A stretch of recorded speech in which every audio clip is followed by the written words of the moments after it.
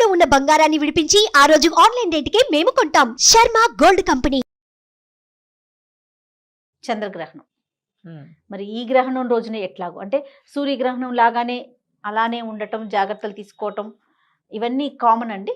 కామనే కానీ నక్షత్రాలు వేరేగా వచ్చినాయి. మామూలుగా అమావాస్య నాడు సూర్యగ్రహణం, పౌర్ణమి నాడు చంద్రగ్రహణం. అవును.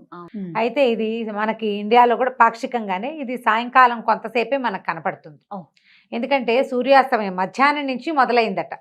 మధ్యాహ్నం నుంచి మొదలయ్యి సూర్యాస్తమయం అయిన కొంతసేపటి వరకు, అంటే చంద్రోదయం అయిన తర్వాత కొంతసేపటి వరకే గ్రహణ కాలం ఉంది. 54 నిమిషాలు మాత్రమే ఉంది.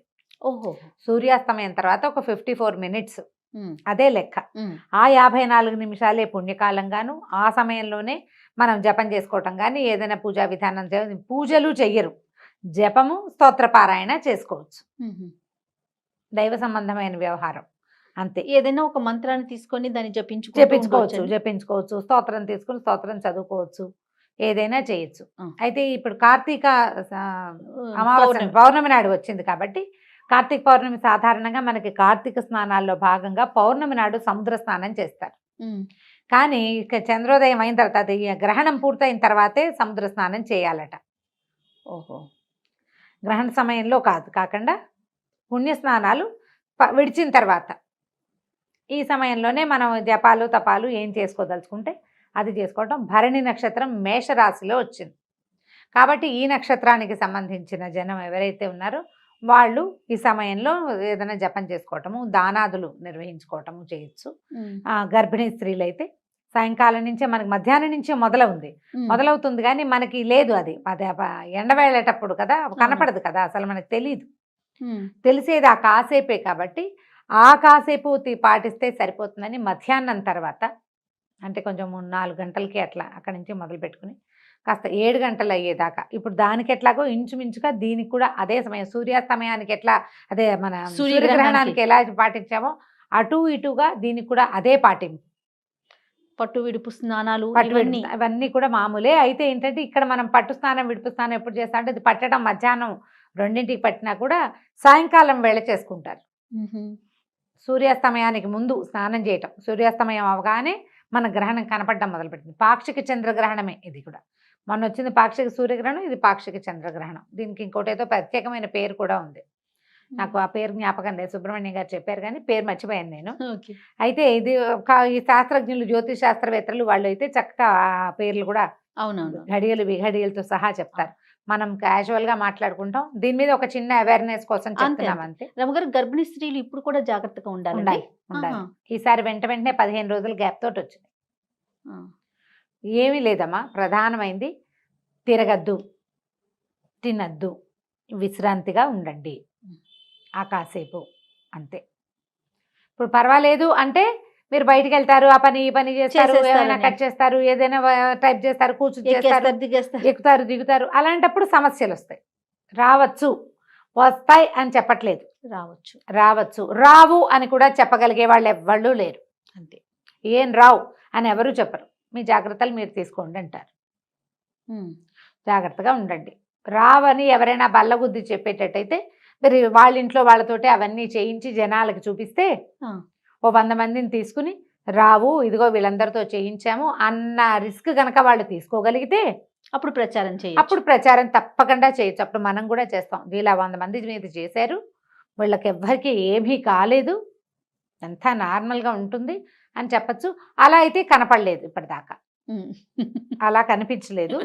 కాబట్టి మనం ఒక పద్ధతి ప్రకారం వెళ్తున్నాం, మనకు ఒక అలవాటు ఉంది. ఎందుకు పెద్దవాళ్ళని కాదంటాం? ఏదైనా వస్తే ఇప్పుడు కబుర్లు చెప్పిన నాబోటి అమలక్కలు ఎవ్వరూ దగ్గరికి వచ్చేది లేదు. ఆ కష్టం అనుభవించాల్సింది ఎవరికి వారే కదా. అవునండి, నీ నొప్పి కాదు కదా, అందుకని మనం ఏదైనా చెప్తాం మన నొప్పి కాకపోతే. కాబట్టి జాగ్రత్తగా ఉండండి, సరిపోతుంది. ఆహార స్వీకారం చేయొద్దు, ఏదైనా చదువుకోండి. ఇప్పుడు ప్రెగ్నెన్సీలో మేమేం జపించుకోవచ్చు, మేమేం జపం చేయాలి ఇలా అడుగుతారు. మీరేం జపం చేద్దామా, విశ్రాంతిగా ఉండండి, ఓపికగా ఉండి నార్మల్గా ఉంటే ఏదైనా స్తోత్రాలు లాంటివి చదువుకోవచ్చు. జపం అనేది ప్రధానంగా ఉపదేశం ఉన్నవాళ్ళు చేసేది. మనం చదువుకునేవన్నీ స్తోత్రాలు, ఏదైనా చదువుకోవచ్చు. కాస్త ఎక్కడైనా చెరగలు పెట్టి కూర్చుని తాపిగా. సింపుల్ గా చదువుకునేది ఏదైనా ఒక్కటి చెప్పండి అమ్మగారు, ఒక మంత్రం కానీ. ప్రెగ్నెన్సీలోన ప్రెగ్నెన్సీలో కానీ నార్మల్ గా కానీ ఈ 2 గ్రహణాలప్పుడు ఇప్పుడు చదువుకోవటం రాదు, పెద్ద పెద్ద మంత్రాలు రావు, నార్మల్ గా ఉన్న వాళ్ళకి ఏదన్నా ఒక చిన్న మంత్రం. మంత్రం అంటే ఒక చిన్న స్తోత్రం చెప్తాం. స్తోత్రం. ఆపదామ భర్తారం దాతారం సర్వసంపదాం లోకాభిరామం శ్రీరామం భూయో భూయో నమామ్యహం. ఇది చిన్నదారా అమ్మగారు? చిన్నది, ఒక్క శ్లోకం, ఇది 2 లైన్లు. ఓకే, 2 లైన్లు రాసుకుంటే 2 లైన్స్. మనం డైరెక్ట్ గా చెప్తే 9 సెకండ్లు పడుతుంది అంతే. అంతే. ఓం నమ శివాయ ఇలాంటివి అంటే అలాంటివి జపించవచ్చా? మీకు మీ ఇష్టం అదంతా. ఓకే, నన్ను అడిగితే నేను ఇది చెప్తా. నువ్వు నన్ను అడిగావు కదా, నీకు కావాల్సింది నేను ఎట్లా చెప్తాను? ఇంకా సింపుల్ గా చెప్తారనుకున్నా నేను. ఇంకా ఏముంది, ఇది అనుకోవచ్చు కదా, శ్రీరామ జయ రామ జయ జయ రామ అనుకోవచ్చు. అలా అది నేను అడిగాను. హరే రామ హరే సామాన్యుల కృష్ణ కోసం. అనుకోవచ్చు. హరే రామ రామ రామ హరే హరే, హరే కృష్ణ కృష్ణ కృష్ణ హరే హరే. ఒక 5-6 సార్లు అన్నాక ఒంట్లో ఇలా చిన్న ఒక ఊపు వస్తుంది. ఇది అనుకుని చూడండి నేను అన్నట్టుగా. ఇది నేను ఎక్స్పెక్ట్ చేసింది. ఓకే, మీ ఎక్స్పెక్టేషన్స్ కూడా ఒకటి చెప్తా. నేనైతే ఆపదామ పడతారని చెప్తాను చేయ. నువ్వు ఇలా ఇంకా ఈజీగా అడిగావు కాబట్టి అక్షరాలు తప్పులు లేకుండా మీరు ఒక 10-11-12 సార్లు అనేసరికల్లా లోపల అలా ఒక చిన్న ఇది వస్తుంది. ఆ ఊపుతో వెళ్ళిపోండి. ఇంకొకసారి చెప్పండి అమ్మగారు. హరే రామ రామ రామ హరే హరే, హరే కృష్ణ కృష్ణ కృష్ణ హరే హరే. చాలు. అదే అదే అదే అదే అనుకుంటూ ఉండండి. పడుకోండి. రాముడు కృష్ణుడు మన ఉద్ధరించడానికి భూలోకంలో పుట్టారు. భగవంతుడు అయ్యుండి కూడా మనలాగానే జీవించారు.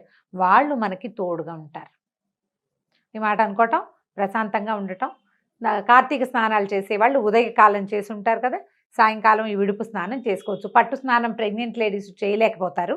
2 స్నానాలు వెంటనే అయితే ఒంటికి ఏమైనా ఇబ్బంది అవుతుంది, పెద్ద నెలల వాళ్ళు. కాబట్టి విడిచిన తర్వాత ఒక మాట స్నానం చేయండి. ఆ తర్వాత ఆహార స్వీకారం చేసుకోవచ్చు. ఓకే, దర్భలు వేయటము, మన ఇంట్లో ఉన్న వాటిని ప్రొటెక్ట్ చేసుకోవటం, ఇంటిని శుద్ధి చేసుకోవటం, ఇవన్నీ ఎప్పుడు గ్రహణాలకు ఏం చేస్తామో అదే సేమ్ విధానం, మార్పు లేకుండా. నమస్తే. నమస్తే. సుమన్ టీవీలో మీ పర్సనల్ అండ్ బిజినెస్ ప్రమోషన్స్ కోసం కింది నెంబర్కి కాంటాక్ట్ చేయండి.